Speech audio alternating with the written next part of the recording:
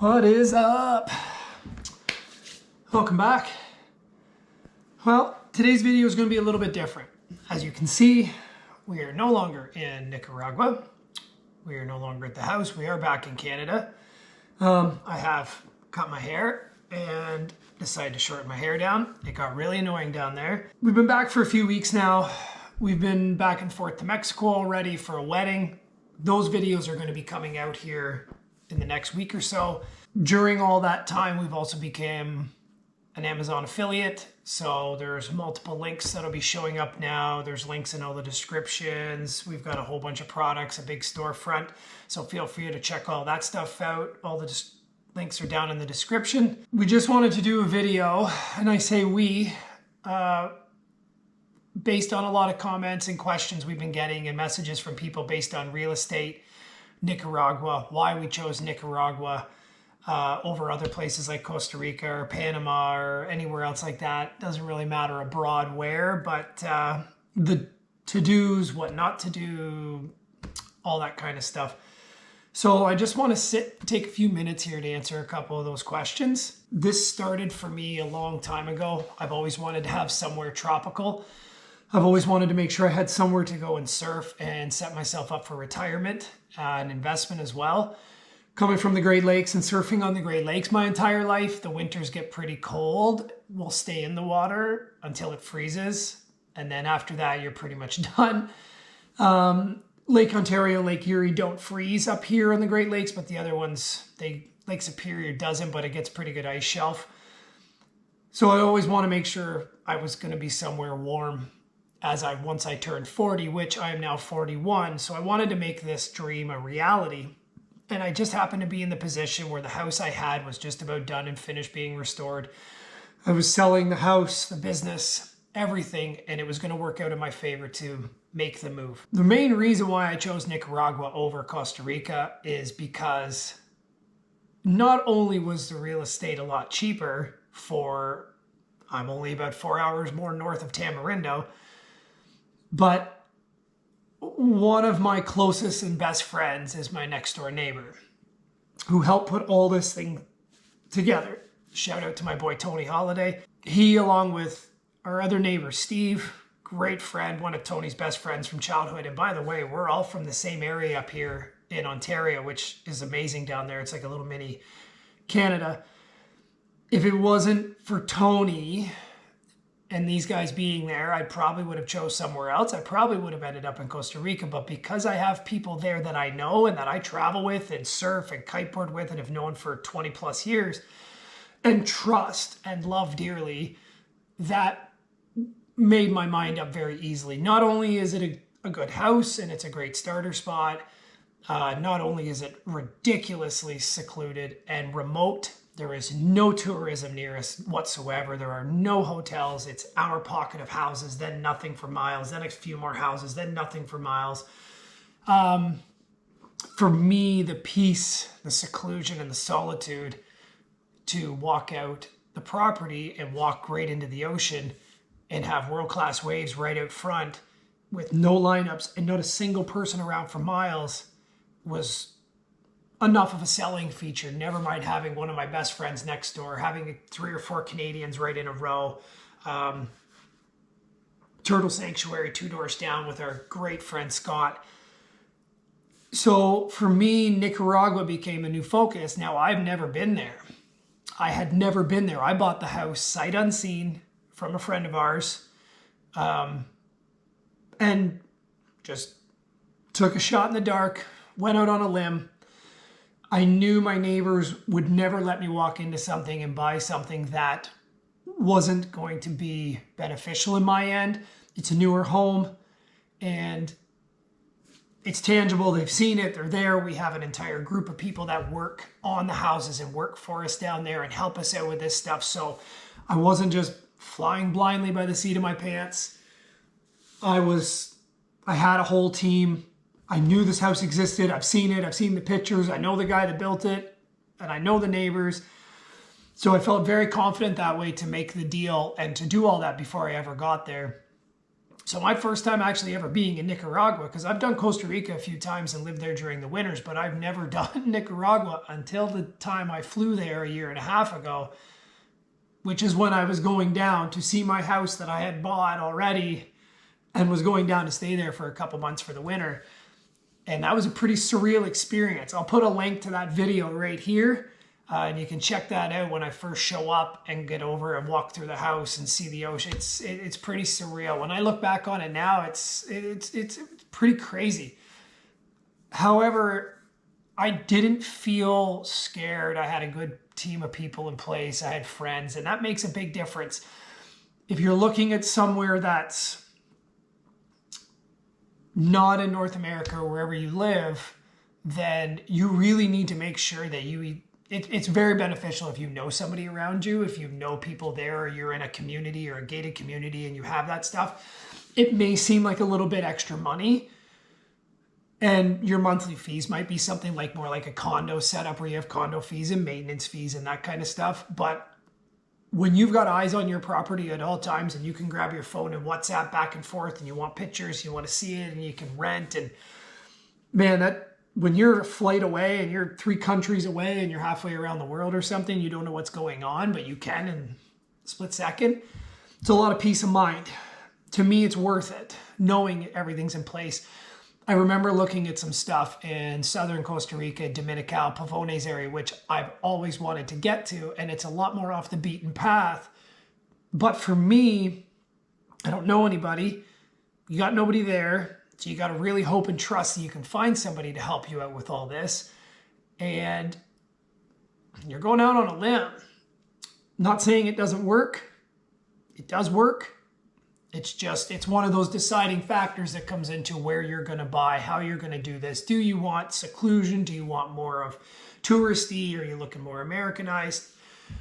But yeah, for me, Nicaragua was heavily based on the fact that there was nobody out in front of our house. It is not built up yet. Not saying that it's not going to, because San Juan del Sur is turning into a mini Tamarindo pretty quickly. Hopefully it doesn't get to that point, because Tamarindo is pretty Americanized and pretty busy in that now.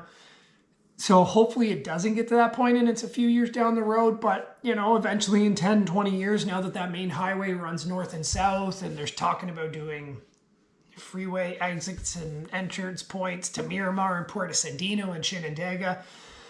Who knows? It could start happening and we might see it in 20 years. But for me, it was Nicaragua because I had friends. I have one of my best friends next door to me. I get to travel with him still. I get to see him back here. I was talking to him today. I get to see him back here because he's in Toronto. So I get to see him whenever we can. And we hang out and go skateboard and go surf.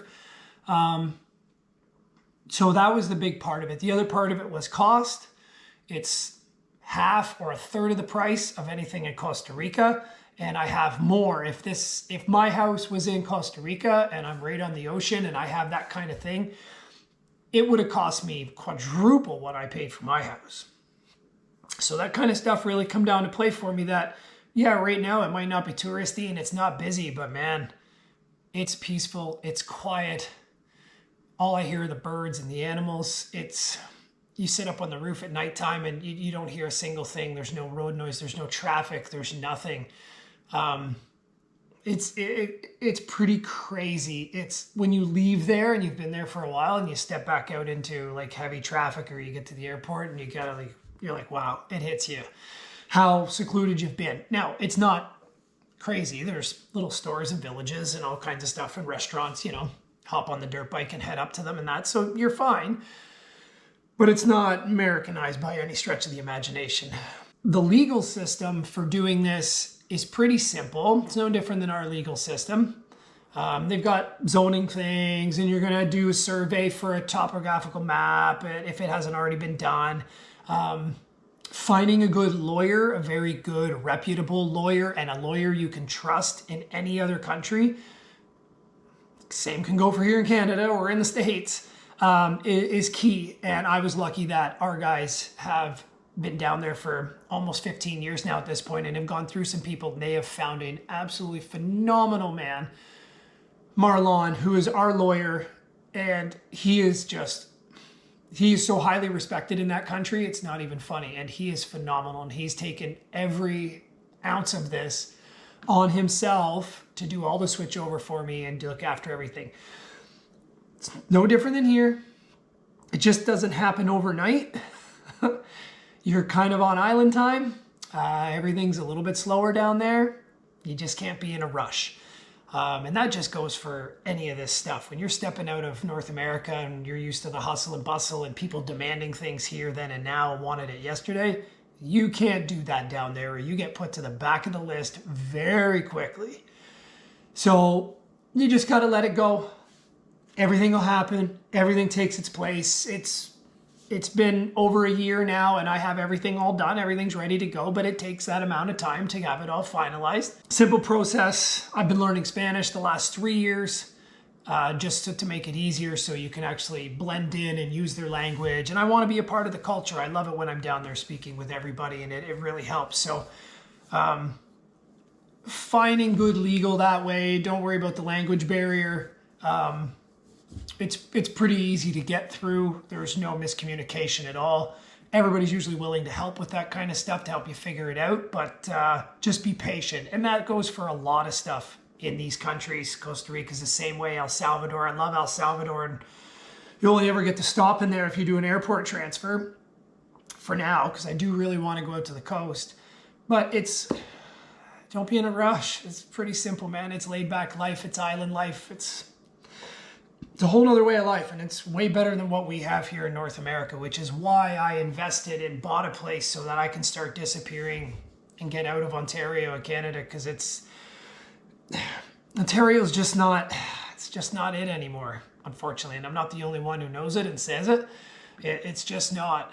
So I want to make sure I have something set up to be able to go and use. And I'm 41 now. I want to make sure the next 25 years I can use Nicaragua as a home base and travel. And that's actually kind of the third reason why I bought in Nicaragua.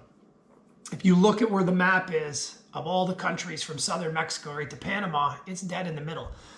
And Managua is a major capital city and a major hub airport, and you can puddle jump and travel to El Salvador, Honduras, Guatemala, Belize, Panama, and Costa Rica. So for me, coming from here in Ontario, I have my gear down there, I have my boards down there. So for me, it only makes sense that it's perfect that I can go to my house if I want, stay for a few weeks or a month, grab my boards, and I can just hop on a puddle jump for less than $100 and fly down to another one, get off, go surf for a week, go to another one. And that's kind of our goal, is to use it as a hub and take off and go hit different places from there. And that was kind of the big thing. I didn't want to be too far down where it's like a 7 or an 8 hour flight.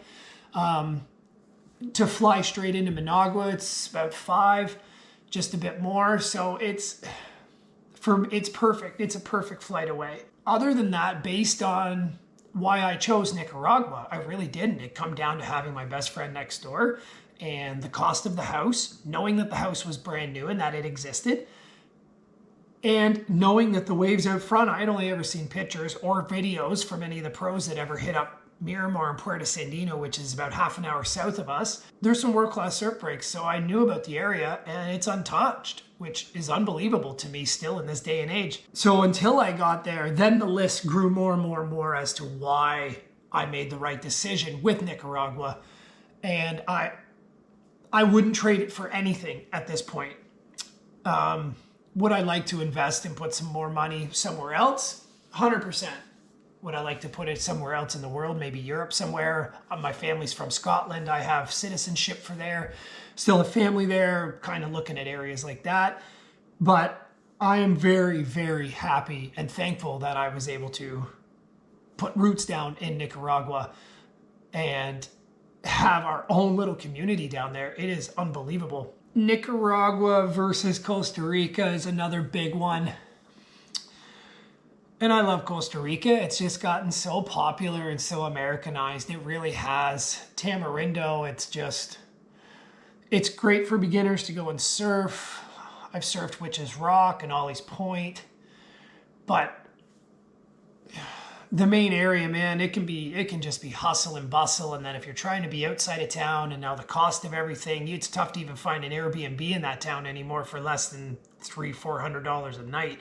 You might find some that are a couple like 200 or less, maybe, but you might be next to a nightclub somewhere and not get any sleep. So I really feel good about that. If I want to go to Costa Rica, it's a 4-hour drive, or I can go to Managua, hop on the plane, and I can go down and go fly down and go surf for a while. I got some friends down there now. We've got friends in Uvita. I have a big villa in Uvita just off the Whale's Tail. We've got friends in just outside of Tamarindo. They just built this new villa. They're from Toronto. They left and moved down there and put up a big, beautiful spot. So always have people in a lot of these areas, but for me, it's Nicaragua. Keeping a house down there and maintaining it cost-wise, I try to rent it out. It is on Airbnb. I'm going to put the link up here for it, or probably down in the description actually. So you can check out the Airbnb link for it and any of our other houses that are in the area. So that helps offset some of the cost, but it's really not that bad. And that's the other thing, is that the cost to maintain and the cost to run the house a month runs me about $500 to $600 Canadian. All in. So that's about $350 to $400 American. All in.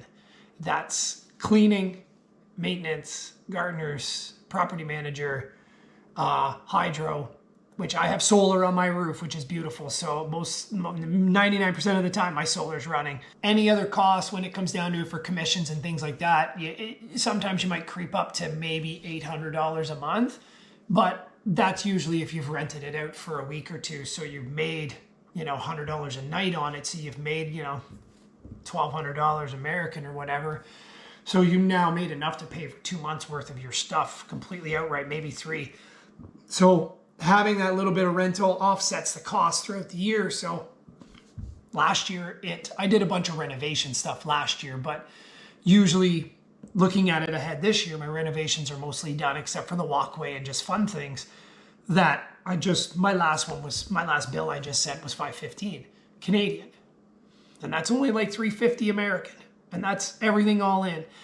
So when I took that cost and the cost of the house, and then I looked at other places and where I would be, I'm so low on the scale that my profit margin is perfect. If this area decides to go for a run, which there are talks of developments and a few other little things, but it's gonna be a long while out.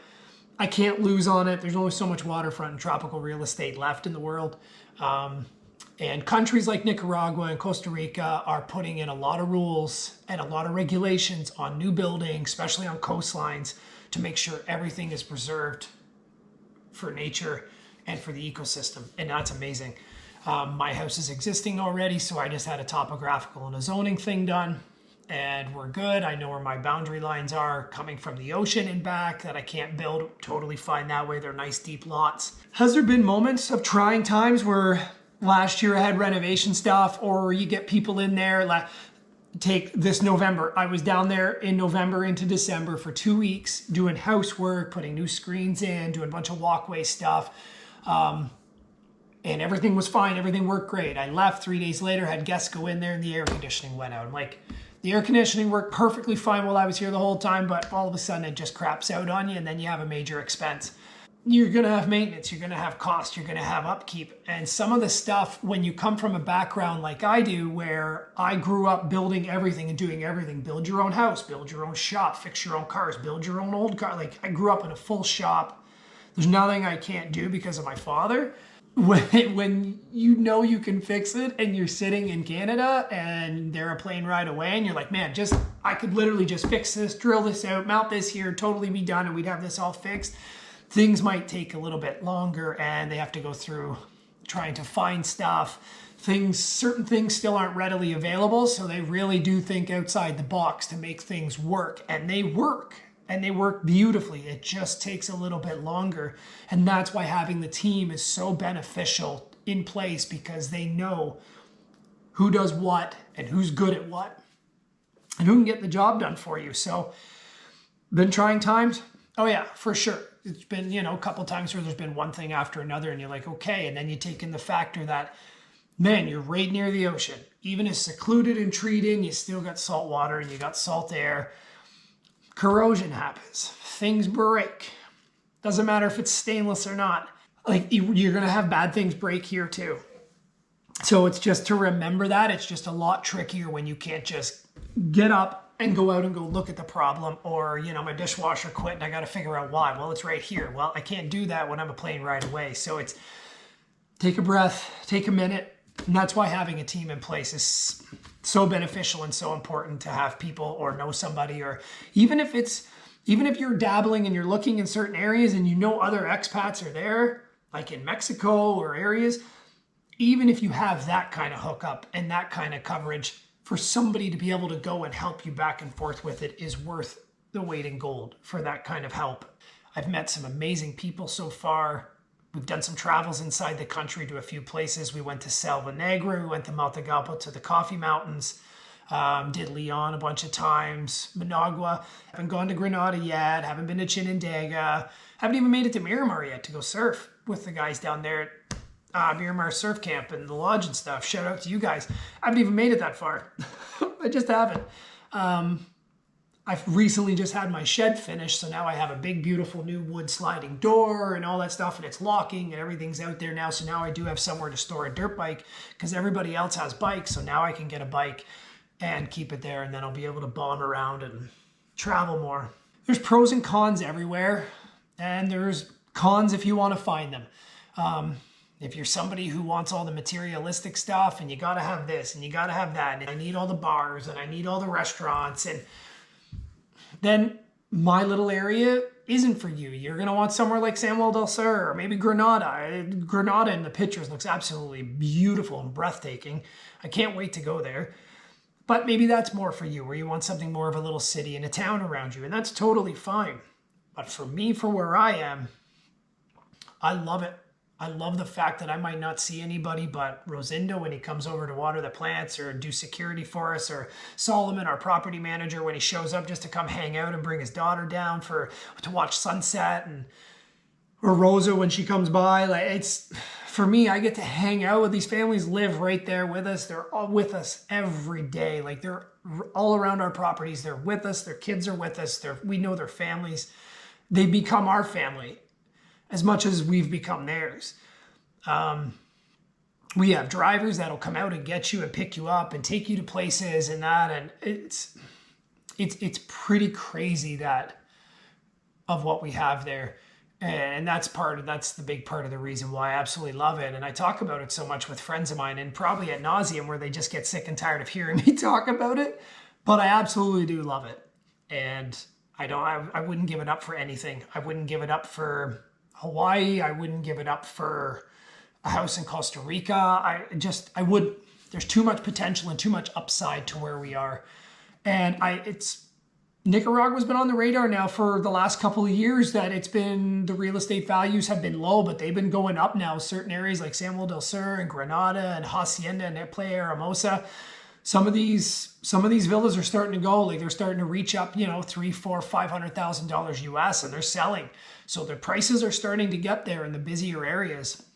So the cheap areas like where I am aren't going to last forever. Even the prices in our area of some of the houses in Salinas have been starting to go up, which is good for us. But anybody looking to get in or looking to even just come to the country, I can't promote it enough. I really can't. Come here, have an open mind, be laid back. It's super safe. I've never had an issue. Walk around Leon.